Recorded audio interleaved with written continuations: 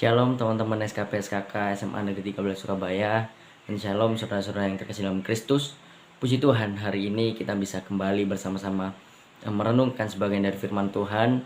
Dan meskipun hari ini jam upload renungan kita molor ya kan, mundur dari biasanya yang pagi hari, tapi saya percaya ketelatan upload video renungan pagi SKP SKK hari ini nggak mengurangi semangat kita masing-masing untuk sama-sama merenungkan firman Tuhan bersama SKP SKK pada hari ini. Dan sebelum kita mulai renungan hari ini, mari sama-sama kita berdoa. Tuhan Yesus, terima kasih, kami bersyukur kalau hari ini kami bisa merenungkan sebagian dari firman-Mu bersama-sama SKP SKK SMA Negeri 13 Surabaya. Biarlah apa yang akan kami dengarkan, apa yang akan kami baca, semuanya kami bisa menaruh hati kami untuk merenungkan lagi, sehingga semakin hari kami semakin mengerti kebenaran firman-Mu, dan pengenalan kami akan Engkau akan semakin dalam ya Bapa. Kami berdoa kiranya setiap pribadi kami memiliki hati yang mau untuk Kau ubahkan, dan memiliki hati yang mau untuk bertumbuh di dalam kebenaran firman-Mu. Terima kasih Tuhan Yesus, kami sudah berdoa dan mengucap syukur. Haleluya. Amin. Mari sama-sama kita baca di dalam 2 Korintus 5 ayat 15 yang akan menjadi ayat renungan kita hari ini. 2 Korintus 5 ayat 15. Dan Kristus telah mati untuk semua orang, supaya mereka yang hidup tidak lagi hidup untuk dirinya sendiri, tetapi untuk Dia yang telah mati dan telah dibangkitkan untuk mereka. Amin. Nah, renungan kita hari ini berhubungan dengan pelayanan, atau lebih tepatnya motivasi melayani yang benar tuh gimana sih gitu. Seberapa banyak teman-teman yang sudah melayani di gereja, mungkin mengambil pelayanan di gereja? Boleh angkat tangan dari rumah? Oke, ini saya bisa lihat guys. Jadi saya bisa tahu, oh ini yang udah pelayanan di gereja gitu kan. Dan mungkin seberapa banyak teman-teman yang sudah pelayanan di SKP SKK? Katakan haleluya. Amin. Hari ini kita akan membahas secara singkat gimana motivasi yang benar dalam melayani. Seringkali banyak orang mengartikan pelayanan adalah untuk membuat Tuhan tambah sayang ke kita, ya kan? Jadi melakukan pelayanan atau melayani itu supaya Tuhan tambah sayang, supaya berkat Tuhan semakin banyak gitu kan. Supaya pemberian Tuhan yang berharga itu semakin ada dalam kita. But no, itu fakta yang diciptakan oleh manusia. Tapi kenyataan yang diberikan oleh firman Tuhan adalah karena Tuhan udah terlebih dulu sayang sama kita, maka dari itu kita mesti melakukan pelayanan, kita mesti melayani. Dan pernyataan yang benar bukan Tuhan akan tambah sayang sama kita kalau kita melakukan pelayanan, tapi kitalah yang makin sayang ke Tuhan. Oleh karena itu kita melakukan pelayanan. Jadi pelayanan adalah hati yang rela dan penuh kasih untuk mau melayani Tuhan. Sehingga apa? Yang kita lakukan bukan hanya sekedar untuk manusia. Kita pelayanan gak cari pengakuan dari manusia. Kita pelayanan gak cari pujian dari manusia. Kita pelayanan gak berharap untuk dianggap gitu ya. Karena ketika kita pelayanan tapi masih menaruh harapan kita ke manusia, akan capek kita.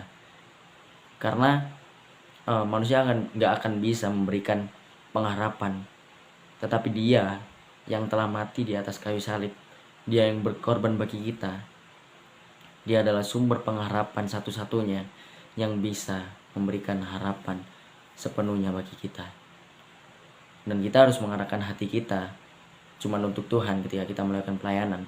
Gak peduli pelayanan kita gak dianggap, gak peduli seberapa capek kita melayani, tetapi Tuhan adalah fokus kita. Kita dapat kekuatan dari Tuhan dan kita melakukannya untuk Tuhan. Dan bicara pelayanan gak sekedar apa yang terlihat di depan mimbar. Gak hanya tim PAW, gak hanya pembicara mungkin, dan gak hanya asyir, gak hanya apa yang tertulis di dalam satu susunan pelayanan ibadah.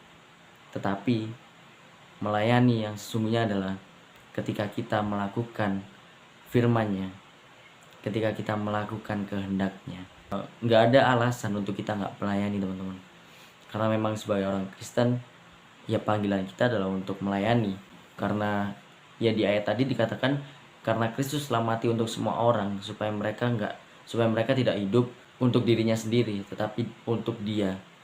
Artinya untuk Tuhan yang telah mati dan telah dibangkitkan untuk mereka, untuk kita semua.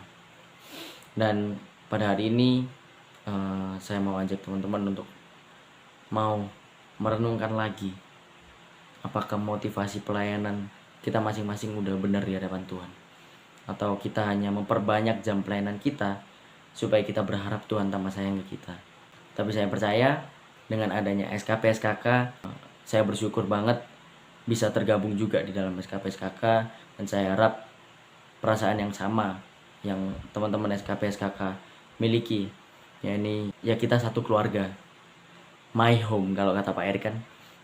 Dan melalui SKP SKK kita bisa melayani, kita bisa belajar lebih lagi untuk melayani di bidang yang kita mungkin belum pernah masuk ke situ gitu kan.